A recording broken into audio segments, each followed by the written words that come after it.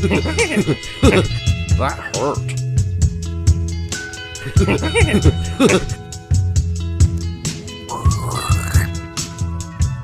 More verticality.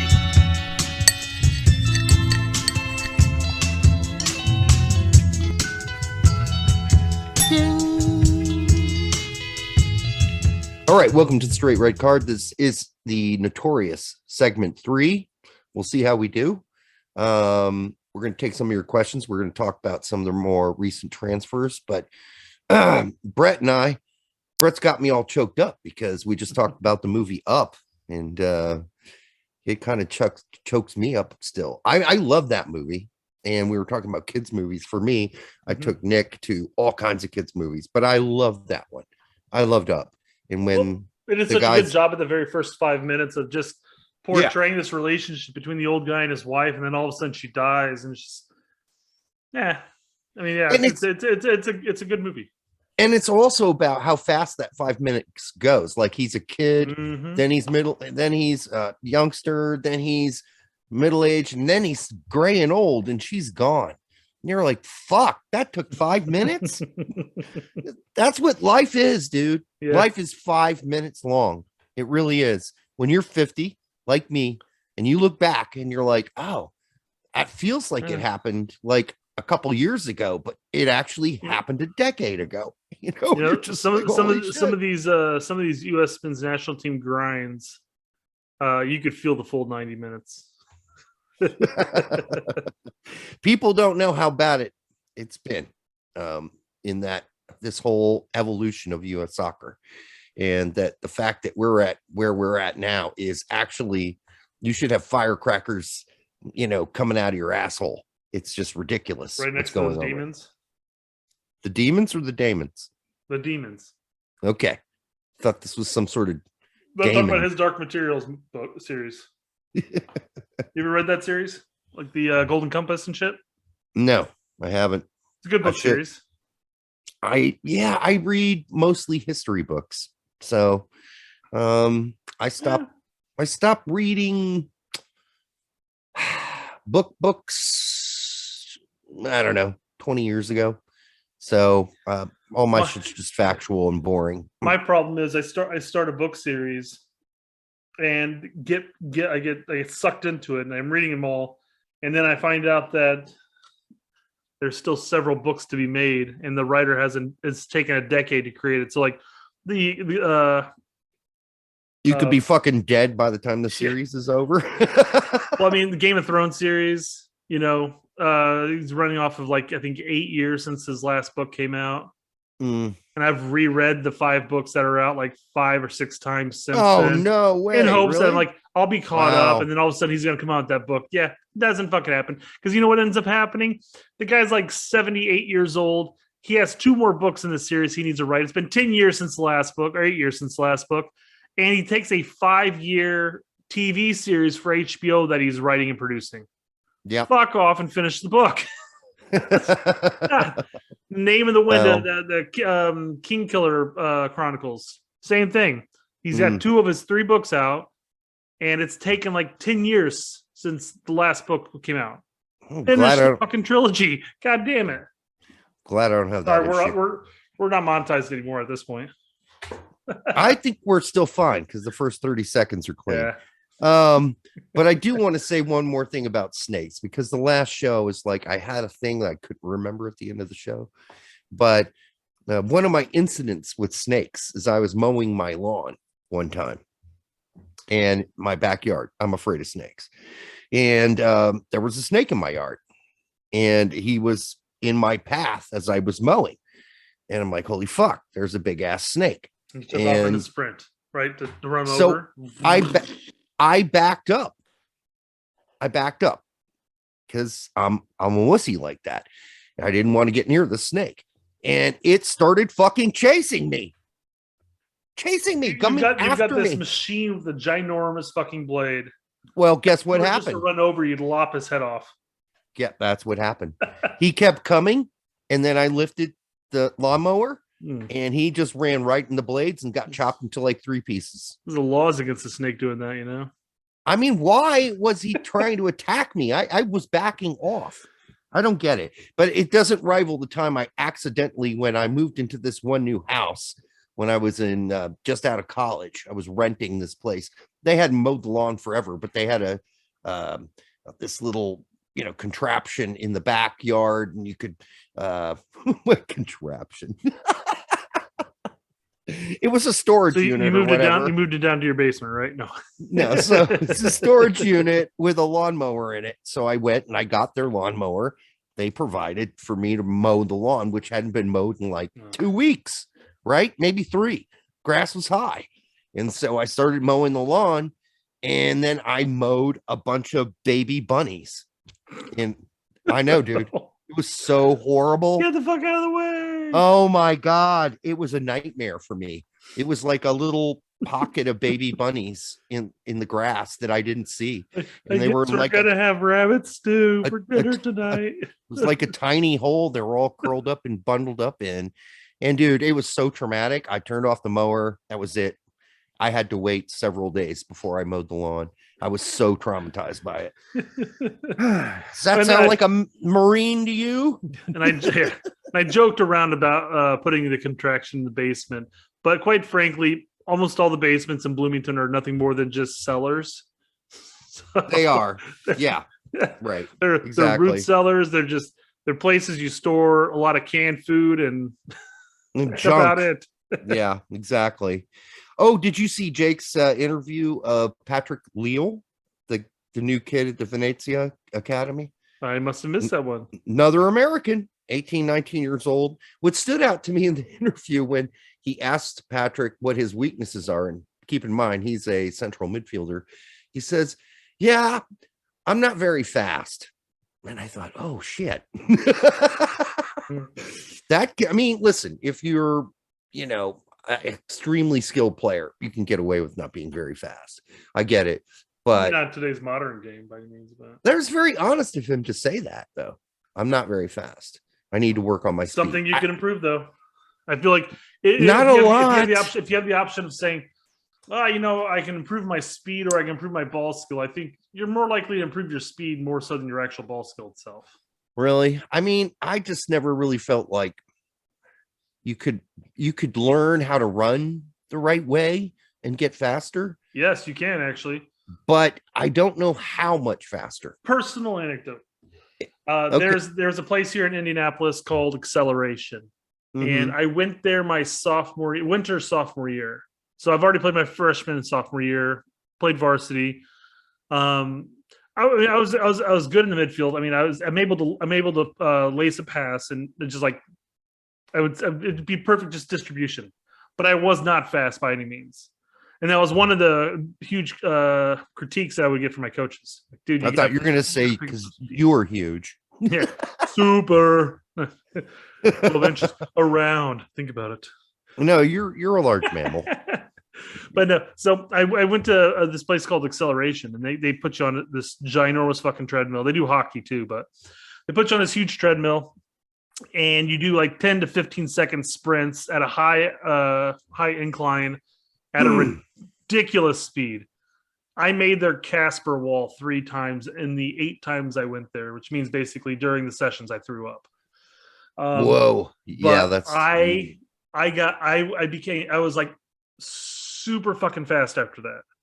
It's just who you're training with and what the program they put you on. You could absolutely increase your speed dramatically. Now, mind you, you may not become the fastest guy on the pitch, but you can absolutely increase your pace and your speed. Yeah, builds up your calves and your explosiveness. It's just like twitch as they call it. Mm-hmm. Yeah, I was never that fast.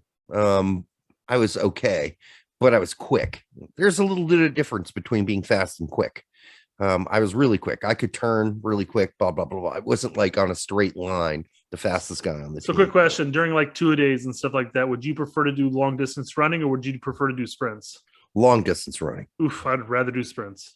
No, I was good at long distance. Like, I get bored long distance running. So sprints, there's an end and it just requires me to do X amount of here, there, The only reason I didn't get bored is because I was winning.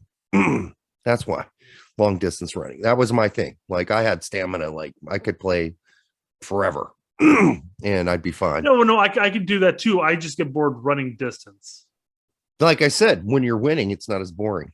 Like, are you talking about like when you go and run like a 2 mile? You're saying like you're first in front of everybody against the whole team. Yeah, and I won every time. Every time. That's so fucking boring to me. There's no way. I know, and they hated me for it. The other guys are like, "You fucking dick!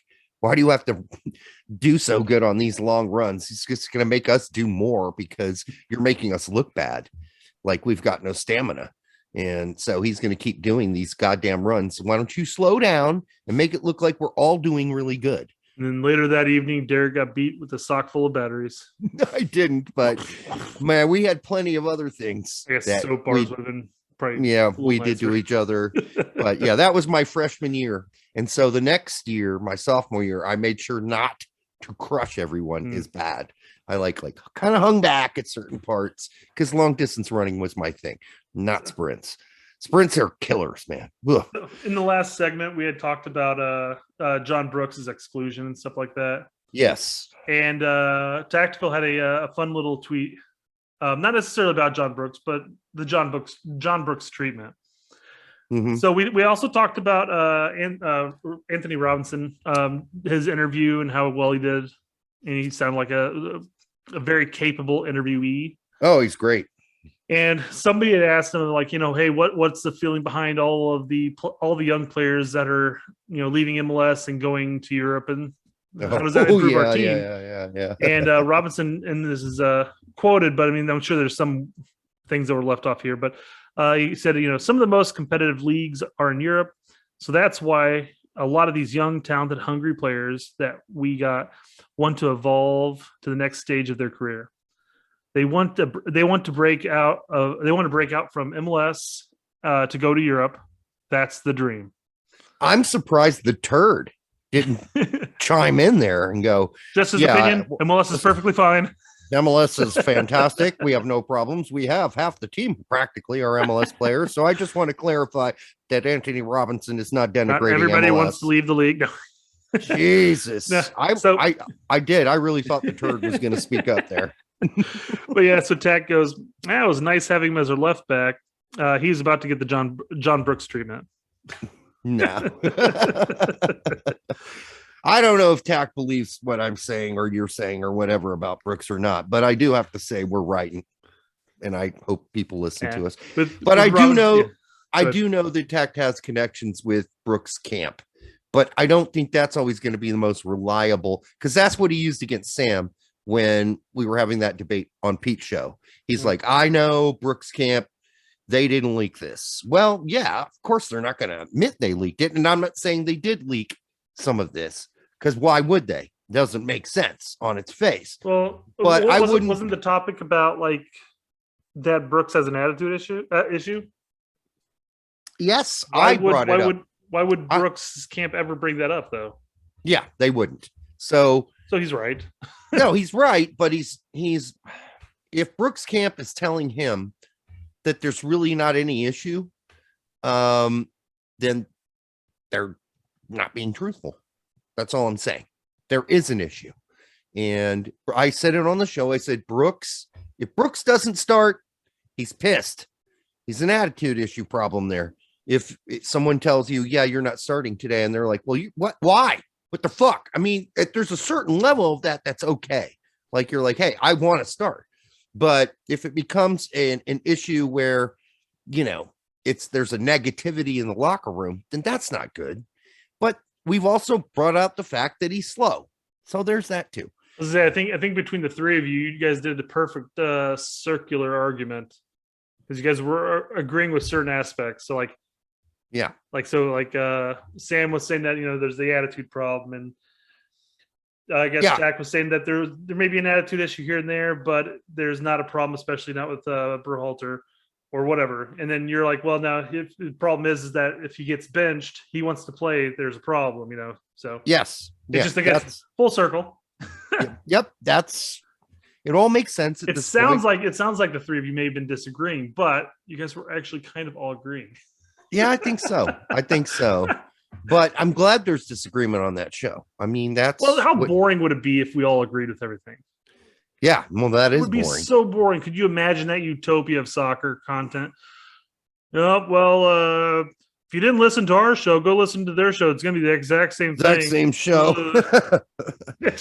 No, yeah. There's going to be times where we're gonna debate each other. We're going to be arguing, and you know what? That happens, and that's healthy. And it is healthy. All the fans out there, of listeners, you may disagree with us on certain things. By all means, let us know. I love the interaction. I love the content. Just the conversing back and forth. Again, we might be wrong. I don't think we are because I don't think we are. Yeah. we've been predicting it, and in every prediction's been true, and then I mean, how many times do you need to be right before people start listening? And now you're hearing people saying, well, maybe there really is something going on. Yeah, there really is. And I'm not saying it's huge. It's not even a beef. As I said, it's a chemistry issue, and it's something that John's going to have to figure out. Could have just been a kerfuffle. Yeah. And, as we talked about, same thing happened to Hoppe in the sense that all Brooks has to do is wear a T-shirt of Berhalter with the Thug Life meme on it. The glasses and the joint leaf off to the side. That didn't work. Oh, I didn't do that. It didn't work.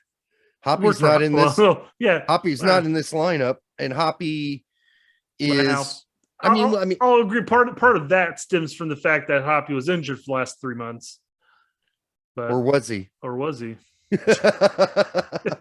I mean, we've gotten conflicting messages on that, but now he did not play the last game. So let's get to this question from KS.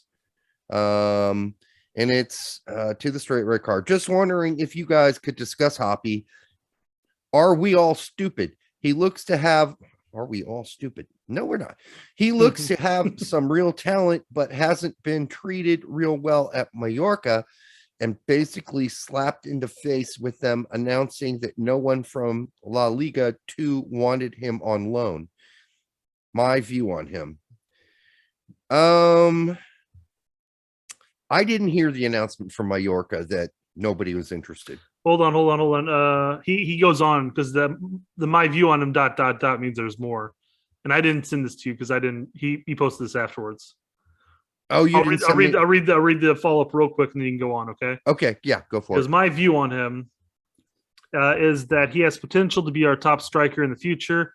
Can take guys on the dribble more than Pepe, more demanding and more athletic than Sargent, and more skilled than DKP Fox artists. If he performs up to his class, but are we crazy? Are we missing something? And that's it.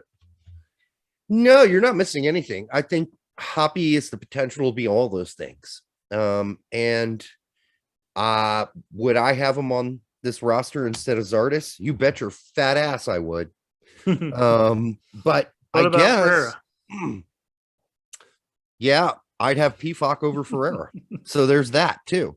And it's not just that it's a bias towards the players playing in Europe. It's just that look at fucking Hoppe. Look at how fucking when he plays, how confident, how good, how he is so free flowing. How he's the opposite of Sargent. He's not a nice guy. I mean, not when he's on the field, he's not. He's an annoying prick. And he's a great player. I was gonna say when we had his uncle on the podcast, we talked about that too, because I brought up like has he always been that kind of a cocky, annoying type of player? And he's like, oh no, absolutely not. He's a good kid. Quite opposite of that. He's a good kid. Yeah, he's a good kid. But when he gets on the field, man, he is a rooster. He's not there to play games. He wants to win, and he'll do whatever he has to do to win. And if that means flopping, if that means doing a basketball defensive throw in, he'll do that too. So listen, we're with you on Hoppe. I think both of us are. I would have liked to see him on this roster too, even if he didn't play, just to keep him integrated. Have you heard any news as far as the injuries / loaning out to La Liga 2? Because I mean, there were definitely rumors that were springing out. A lot of people talked about how like, oh, it's convenient that he was injured up until the point of the window. There's always the talk that they were talking about loaning him out to a Liga 2 team. Well, I don't have any information on it, so I was curious if you did. If there was no La Liga 2 team interested in Hoppe, they're idiots. That's all I got to say. Because I'm kind of surprised that Mallorca's not interested in him. Well, he has been playing up until, getting short minutes up until this weekend. So I don't know what he's going to have to do there. But when your manager says, yeah, he's not really fitting in with the rest of these guys on the team and can't speak the language and all this bullshit, I just, you got to take that with a grain of salt. I don't know what the fuck, but I do know there are American, people involved with the ownership of Mallorca. And it would be nice if they could be a little more honest about what's going on. Although I do realize Stu just got his knees fixed or his leg fixed. Mm-hmm. So I'm not going to keep 11th surgery on his knees too. Yeah, but they actually fixed it this time, apparently. Yeah. So good for you, Stu. Glad. Hey, listen. Speedy recovery, man. Just because I criticize you on occasion doesn't mean I don't love you. All right. And I loved you as a player. Yeah, I was going to say big fan of yours as a player. Absolutely. Yeah. Yeah. And that tackle was horrific. So, yeah.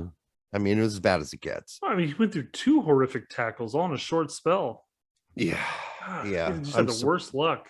Surprised that, well, anyhow. So we got one more question. I think you've got that one. Yeah.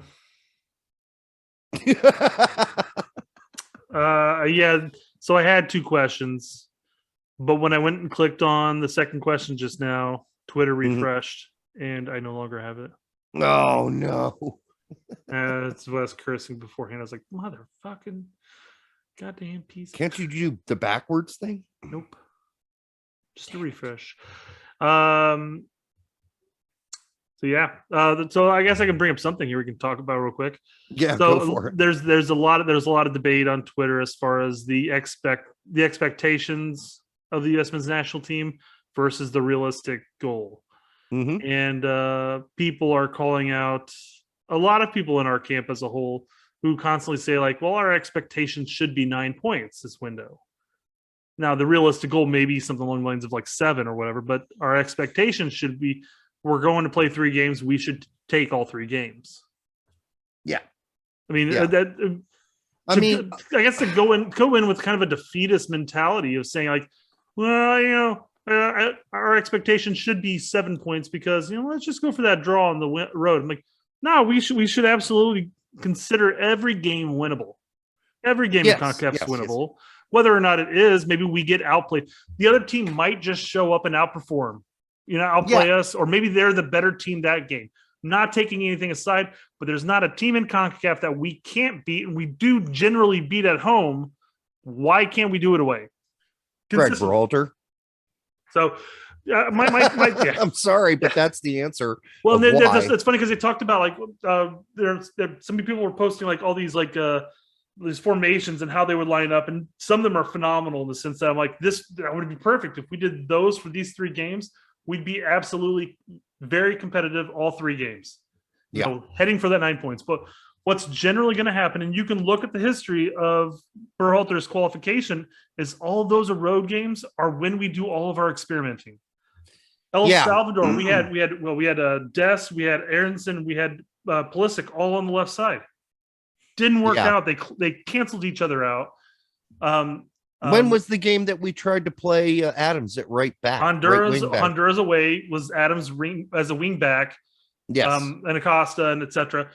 In the middle, and it was the game after Canada. So McKinney wasn't there, and it was just a hodgepodge of fuckery. Away games is not when you fiddle fuck around. Yeah. That's when you go to the standard and say, let's do our standard. Let's do shit we know and get a result. And look at what happened in Panama. Same thing. Yeah. You come out with a midfield of Leggett, Acosta, and Roldan. It's just really? You're gonna try that? Yep. Okay, God. Wholesale changes practically. It was like 7 changes to that lineup against Panama. Yeah, we got to quit fucking around it away. Well, and it's fascinating because Berhalter came out and he thought somebody brought up the Panama game and how, it's like, it was just a bad performance. He didn't own up to it. He didn't own up to like, oh, the reason the bad performance was because we made wholesale changes and just it didn't work out. Away, there was no chemistry. When the team has no chemistry and the team is out of rhythm, that's on you, buddy. And you pick the team. When your midfield is a veritable black hole that sucks all creativity away, that's on you. It is. It's absolutely on you in that sense. So all of our away matches have been more the creative rotation squads. So like I said, some people out there. I think Chris posted a couple lineups that showed some nice rotation in the starting lineup, and I'm like, well, that would be perfect if we did that. But I don't think Berhalter will do that. But the funny thing is, after he came out and basically defended, not really defended, but just alluded that Panama was just a bad game. He immediately stated that players can play 90 minutes in all 3 games now. I think we're going to come out with our starting strong lineup, and we don't necessarily need to make wholesale changes. And it's just like, yes, I know. We've been saying that for like 4 windows now. I'm glad he figured it out. I'm glad that Greg figured it out. But yeah, then we had that guy posting on our page. He's like, oh God, yeah, you guys always so harsh on Greg. What has he done wrong? Like, listen, dude, there are legitimate criticisms of any manager. And in fact, if you go to other countries, the criticism of the national team manager is way harsher than it is here. Look at fans. Look at way Brazil, harsher. Brazil in qualifying. I don't know what's happened since their 8th game, but they were unbeaten and they've won their first 8 games. And the media was absolutely hounding on the fact that they're not playing Brazilian soccer. And I'm not saying that's healthy. I'm sure some of it isn't. It isn't healthy. But to say that no one's allowed to criticize because, and this was on Facebook too, it's like, because what's the last team you managed? It's an acceptable comment on Facebook, I guess. Jesus, it's unbelievable. The thing is that they don't pay attention to our content. If that's what their come away is, because we've given him credit as far as the games he comes out with the proper line. At least it's proper in our mind, what we see. And quite frankly, when they play the lineups that we preach, we do well. We win. We do well. But we give him credit. We gave him credit on the Nations League and Gold Cup. Great job. You came out and won it. Some of those games were pretty ugly, and we grinded them out. Canada, we scored in the first 30 seconds, and then took abusive beating for the remaining 75 minutes. Because there's about 20-minute window where we actually did okay, but then Yep. But he's been getting the results. He's definitely gotten the results. He's had a hell of a win record as a whole during his tenure. But the turd lets us know that. Yeah, sure. Exactly. But a lot of those games are just horrifically ugly games that we grind out a result. Maybe, Brett, it's more about our general demeanor, and people just assume we're nasty and negative towards Greg. That's not true. I just assume most people thought of us as clowns. Maybe that too, but it's funny. We don't get a lot of criticism, for instance, talking about Brooks and the situation, but other people that mention get shit on daily. So there's that. Well, we also specify whenever we talk about Brooks, we also specify how he's still a very good defender. He's great on his distribution. He can read the game well. His only downfall is he's not quick on the feet. Yeah. And that's what's hurting him here. And that we're backing that up with kind of constructive, not criticism, but critiquing, I guess. Right. And it's from people who tell us shit. So, if you want to listen to Build, or you want to listen to Wolfsburg, or you want to listen to Tact, that's fine too. Do all that. That's fine. But, anyhow, Yedlin, by the way, rumors coming out, he's coming back to MLS. So I don't know. Kind of sad about that. And there's rumors that he's getting interest from Hull. Yeah, I could see that. And that's not really that. It's not horrible if he went to Hull. But, I don't know why he dropped out of favor at Galatasaray so fast. But, he just did get some minutes. So maybe it's not it's not maybe it is fixable, but they're having real problems there. I mean, Galatasaray. How long has he been? How long has he been there? I don't know, few seasons. 2-3 years. Can't remember. 2 years at least. It's just weird to see Galatasaray near the bottom of the table, like being very close to being in the drop zone. It is weird. I agree with that, but I don't think it's his fault. And and they're firing and hiring managers there like it's going out of style. So I'm sorry, but a consistent starting right back for that team is not the problem, because if it was, he would no longer be a starting consistent wing back. But I mean, he just came back from COVID for the 500th time, it seems like. He's back and he's getting a few minutes here and there type of thing. But yeah, he's definitely on the outs, it seems. And that's what the rumors are saying, at least. Yeah. But it is what it is. If he ends back up in MLS, then, that is what it is. I mean, might as well just finishing your career out here, which is perfectly fine. Yeah, that's fine. Yeah. That's fine. He might rack up a nice DP contract, in all honesty. Nah. You don't think I don't think so. I don't think so. I think DP is too much. I think he'll get a good contract, but I guess if it depends if they play him as a wing back, that might be a bit of an overuse of his abilities. He might get pushed more into like a winger role. Yeah, it's hard to say. But for now, he's still solid backup on the right back spot. So I don't know how much playing time he's going to get in this upcoming window. I suspect he'll get minutes, come in for Dest, but anyhow, what the fuck was this show about anyhow? A couple questions and us rambling. All right. I think that's going to do it. So that was your regular segment 3. I hope it was enjoyable in some fashion. Until the next time on the Straight Red Card, make sure you like, subscribe, share it with your grandma, and we'll be back when more news hits. That hurt.